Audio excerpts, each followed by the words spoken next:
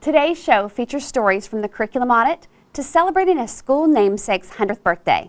And it's all next, here on Conversations.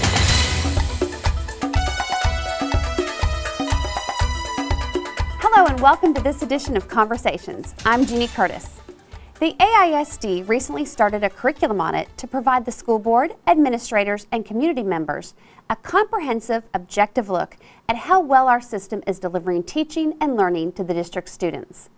The audit will identify where the system is working and where there needs to be improvement. Former AISD Communications Director Amy Casas had a chance to sit down and talk with one of the audit team members, Dr. Kevin Singer. Hello, my name is Amy Casas. I'm the Director of Communications for the Arlington School District. Today we're joined by Dr. Kevin Singer, who is with the group that's doing the curriculum audit for the district. Hello, Dr. Singer, how are you? How are you, Amy? I'm fine. Doing good. I'm doing good. You know, we have this curriculum audit process going in the district, but what is a curriculum audit, first of all? Well, it's something that was developed about 30 years ago. It's an outside independent look at the functionality of a school district. We look at 5 things. We look at how a district is in control of itself, control of its resources. We look at its ability to set a direction and then follow that direction. We'll look to see if it provides equity of opportunity for all students, for all programs.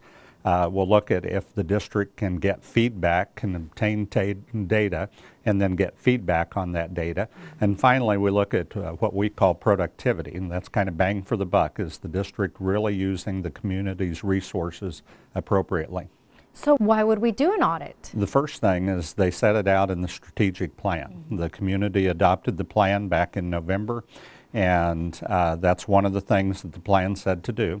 The second is I think it's a courageous decision on the part of the superintendent, Dr. Cavazos, and the Board of Trustees. They want an independent outside review at the school district. They want to make sure that the district's performing at the highest levels possible and providing the best education for kids possible. What should AISD expect to get from this audit? The actual document will be a report, several hundred pages long. It will be delivered right around the 1st of June.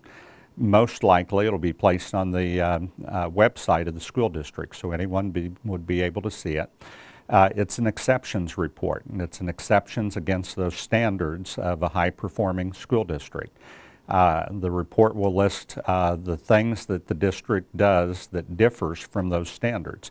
And we will like to say that we don't applaud when the train runs on time. The train's supposed to run on time. So we're looking at the times that the district varies away from those high standards.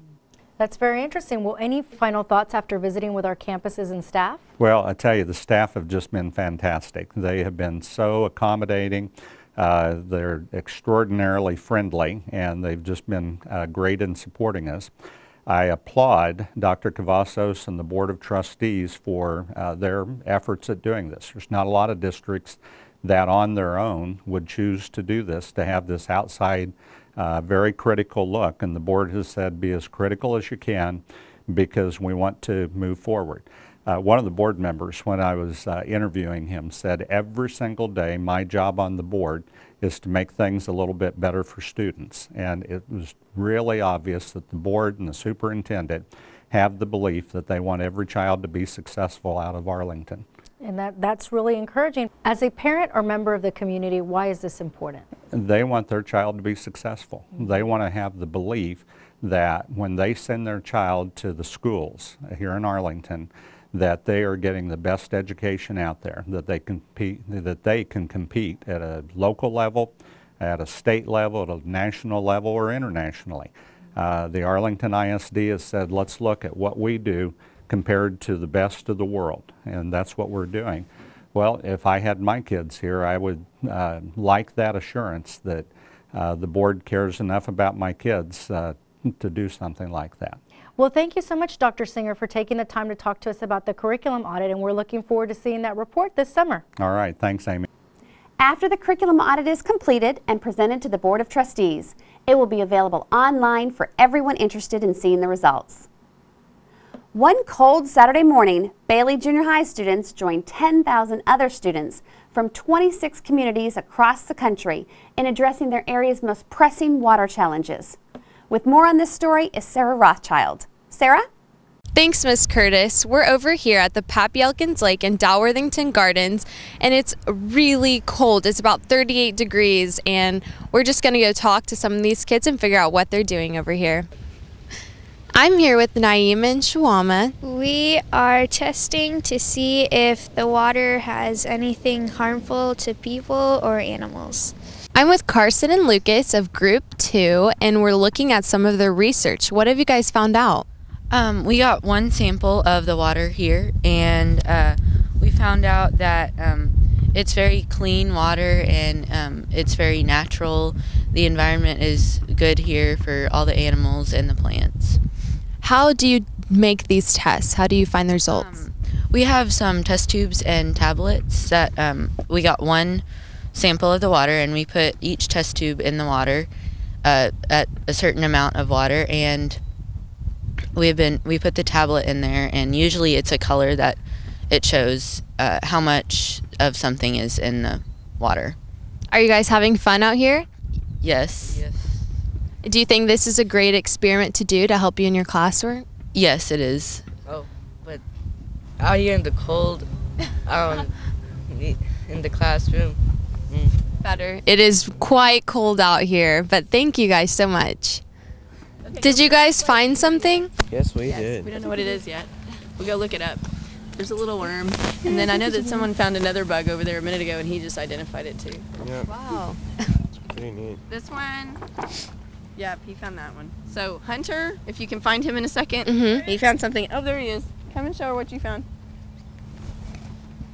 Found a dragonfly Want to nymph. see it? It's really gross. A what? Yeah, dragonfly nymph. Or cool. Wow. It's almost an adult too, Miss. They're The lady over there told me that the wings are already almost growing on its back. oh, that's why it's so wide. Wow. Can you see that? Where did you find that? Just in the water? Just in the water under a log. Wow. This log over there? On No. this side or over there? Over there. Okay.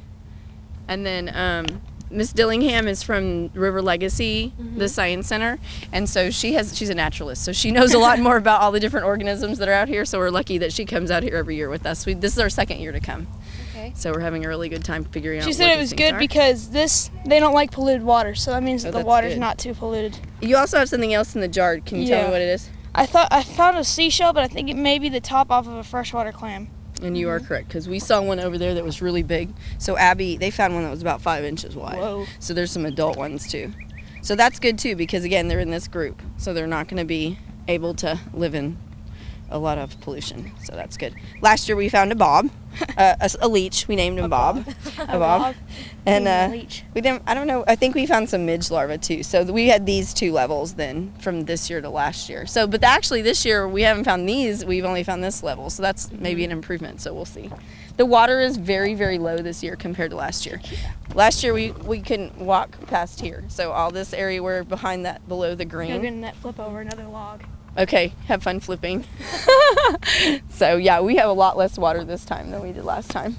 Can you give me a brief overview of what this program is? Sure. This is, the program is called GREEN, Global Rivers Environmental Education Network. And so it's a partnership between, we have GM, who's General Motors in Arlington, and because they're in Arlington, they donated money to allow us to buy the kits that the kids are using today and pay for our bus to come around the corner to our park and any other supplies that we needed so that we could function as an actual field investigation. So they send us mentors. Chris already came and he had to leave early, but he's come both times and he's in charge of the environmental green kind of anything that has to do with environment in the area, not just at GM. He also works as his job, however, as an environmental specialist to make sure that pollution isn't going back into the environment at GM. So he's been working with us here for 2 years. Plus he works with my neighborhood, so that's kind of neat because I already know him in a different way as well. So we work with lots of different projects.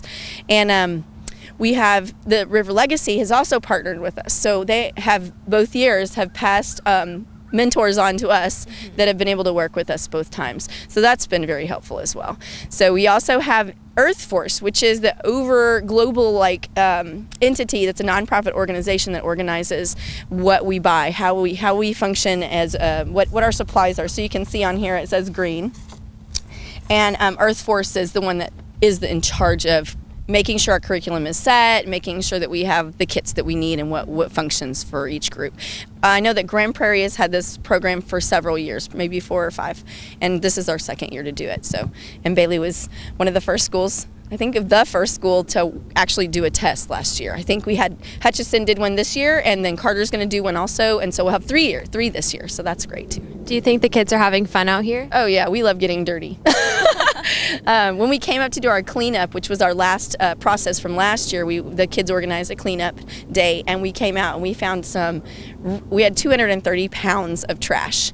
Wow. We went and bought a scale so we could find out exactly how much trash we picked up, and that was with 7 people. So I can't imagine, that was just in one day, in 2 hours. I can't even imagine what it would have been if we'd actually had a whole bunch of different people doing all the different little cigarette butts and things that were on the ground. But again, it was lower, so we were able to see a lot more trash that maybe normally we couldn't see. So that was nice too. How are you doing? From Pappy Elkins Lake in the bitter cold, I'm Sarah Rothschild. Back to you, Mrs. Curtis. Thanks, Sarah, for braving the cold. This year at Miller Elementary, art teacher Angie Beam and special education teacher Tara Lane started a very special after-school program for the 5th and 6th grade girls called Self to the Max, or S2M. The mission for S2M is to build the girls' character by empowering them with positive self-worth, leadership, tolerance, and respect for others. The group has had many positive female roles visit and talk about various topics. Ladies from the Martin High School Sundancers have been visiting the group, and they talked about peer pressure, the ins and outs of junior high and high school, building good friendships, and having a positive self-worth. Anna Hernandez had a chance to visit the S2M group and talk with some of the girls. What are some things that you learned about posting on the internet? That you should never cyberbully or post nasty or inappropriate things on the internet because it will never go away. When you post on Facebook, who can see your images and posts? Friends of friends and people that you do not want them to see your comments or post or anything. What are some things that you should not post on the internet? Your address, your phone number, your home alone, where you live. When you post an image on Facebook or Instagram, can you ever get rid of that image? No, because it's all over the world, personal, like people's cell phones. We called Martin looking for mentors to work with our girls. We felt that they needed some guidance, and we wanted them to see what it's going to be like when they get older and what kind of problems they might face or issues that may come up. And we wanted them to hear from girls who'd already been through junior high and into high school, and that could help give them some ideas about how to deal with issues that come up as they get older. How has it been participating with the S2M girls? It's been really fun because, we all kind of wish we had somebody like this to help us out when we were their age. So it's just been really fun to help out other little girls. They have a lot of questions to ask, so it's really nice to be able to help them and let them know what they should do and stuff like that. The funniest question was how to break up with your boyfriend without hurting his feelings. What was your answer? What did we say? I think we said to just slowly talk into it and not just throw it at him and ease into it and stuff and not try to hurt their feelings. They asked us if you get slushied like on Glee. Oh my God, that was just... Okay. I don't know, but we answered and we were just like, it's an exaggeration of what real high school is like. The funniest question, I guess, that we got was if we get pushed into a trash can, if it actually happens. We've talked about Instagram and how you should post good pictures on Instagram, not bad pictures. And we've had Facebook talks and bullying and drugs and how you shouldn't do them and stuff like that. I don't remember. And boys. We talked a lot about boys because they wanted to know, so yeah. We also talked about how to expect what's in high school and junior high. What to do if you're getting bullied, or if you see it happening, what you're supposed to do if it happens. We talked about self-confidence and being popular and stuff and how you should just be confident in yourself. We talked about if somebody didn't like your friend, if you should still be friends with them. And you definitely should still be friends with them. I feel like we've like helped them like calm down, like going into high school. Like we made it seem like it's like much better going into high school. It's not as scary as people say it is. One of S2M's favorite projects this year that they've done so far is the Adopt an Angel Tree. Miss Beam said they've had several other humanitarian projects in the works and can't wait to see where it will take them. This year is Gunn Junior High's 40th anniversary, and students celebrated with a pep rally with everyone wearing bright yellow shirts. It's the 40th anniversary of Gunn. Guys, we did this for you, the teachers, the administrators, the counselors, and the community were behind you. The Rangers, Curtis Wilkerson and Jose Guzman. How about respect? One thing about respect is make sure you respect your parents. Same thing with the teachers. Parents, they're the one that take care of you. And it's not nice to respect your parents. Also, let's treat people the same way you want to be treated. So let's respect each other, walk right, and let's celebrate. I know you guys, it's Friday, so go Gators.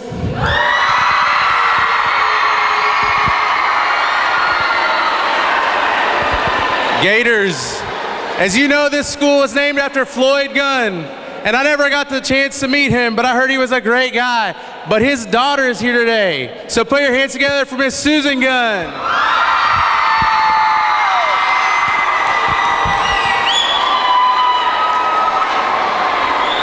Look at y'all. You look like a produce department of lemons. Come on, that was funny. Go Gators!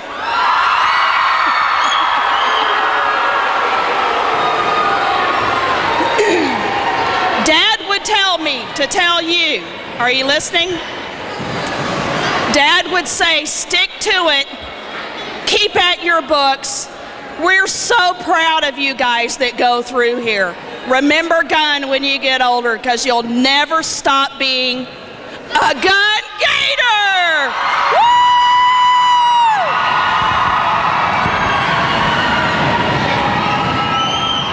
And I got one more treat for you. Arlington High drum line.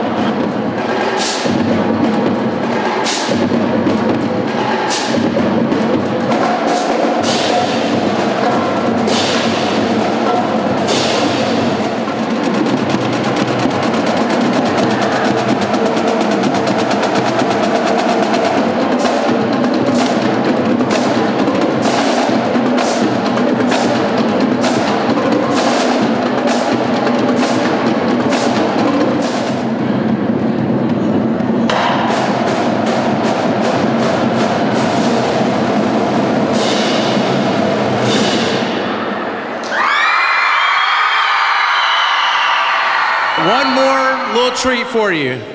In the cafeteria, hang on. In the cafeteria are 600 pieces of cake. Gunn Junior High opened their doors in 1972, and the school is named after Floyd M. Gunn, who served on the Arlington School Board from 1952 to 1970. He was 94 when he passed away in 2007. Now, turning to another school namesake, Grace Atherton of Atherton Elementary School celebrated her 100th birthday this year, and we were on hand to catch up with this birthday girl.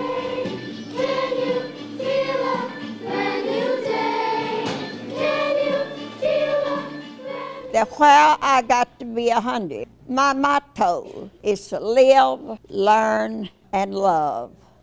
It is such a joy to be here and look out, and I think I can remember some of your names, but anyway, to have all of you here. And the school, I wouldn't have been here if you hadn't always supported me in all my endeavors, and my husband. And I'm so glad you're here. Advice I'd give to a young person is have a goal, a high goal, that I'm going to do my best I'm going to go to school. I'm going to cooperate. I'm going to make wonderful friends. And I'm going to be a friend to the teacher. I think with our young people, we need them to focus on the teachers with whom they come in contact with every day. If you will do that, young people, and ask advice when you need it, and cheer them on, say, I've enjoyed being in your class today. What can I do to make me a better person? And I will assure you, there's someone there that will say, I will help. And you have already, when you ask for advice and you do your best, you're going to make it in this world. I'm so glad you came. This is what I look forward to seeing every day, these young people. And that, because I grew up very poor, and I had people to help me. And when I think, oh, you must give to the world whatever gift that you have, a good gift. Don't pay any attention to what somebody else down there trying to tell you to do. Listen to your teachers. Love them. Love your community. Love your friends. And I will assure you, you'll make it in this world. Very good. Good advice for anyone. You're nice.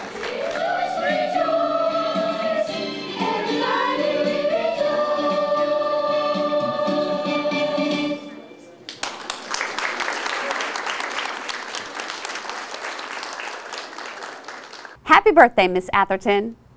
The Arlington Education Foundation recently handed out the 2013 Impact Grants to some lucky recipients, and we'd like to share with you who received funding and what their project is.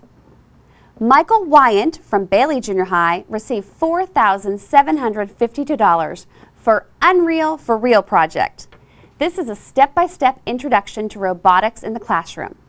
Activities guide the students from simple to more advanced programming. Students are challenged to apply programming and problem-solving skills, making robots solve real-world engineering challenges related to renewable energy. Karen Pirtle from Crouch Elementary received $1,500 for her Big Canyon Balloon Exploration Program. Students will experience the interactive approach to the difficult concept of weathering, erosion, and deposition by experiencing the Big Canyon Balloon Expedition.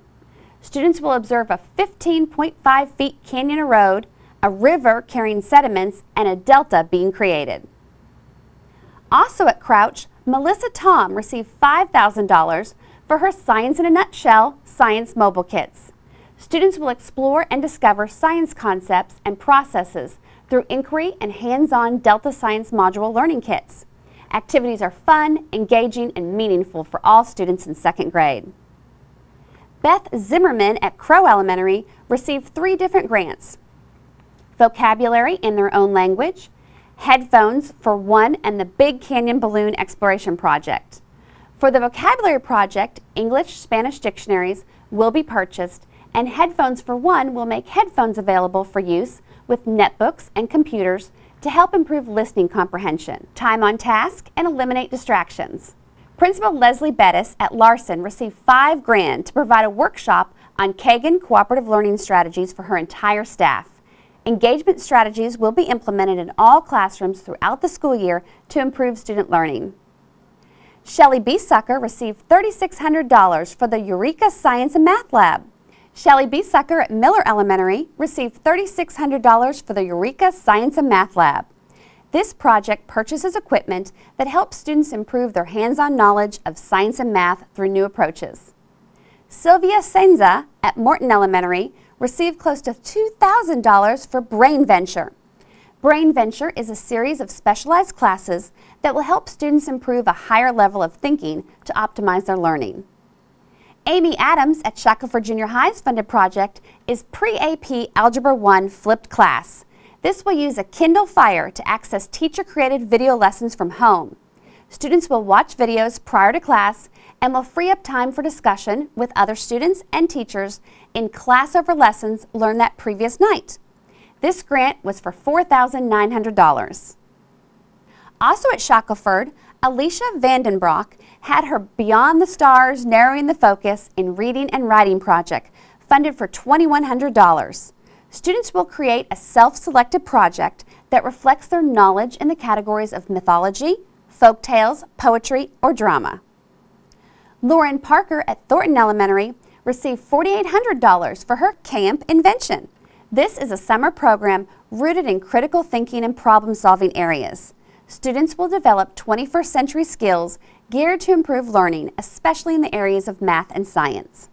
And Margaret Minyard at Wood Elementary received a grant for $2,700, which will go toward adding a Promethean board to the campus library.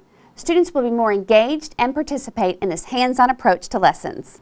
In total, $38,039 in grants were handed out that will impact 6,040 students. Special thanks to the AISD Education Foundation for all your support for the school district. That's all the time we have for today. For Conversations, I'm Jeannie Curtis. Thanks for watching, and we'll see you next time. Bye!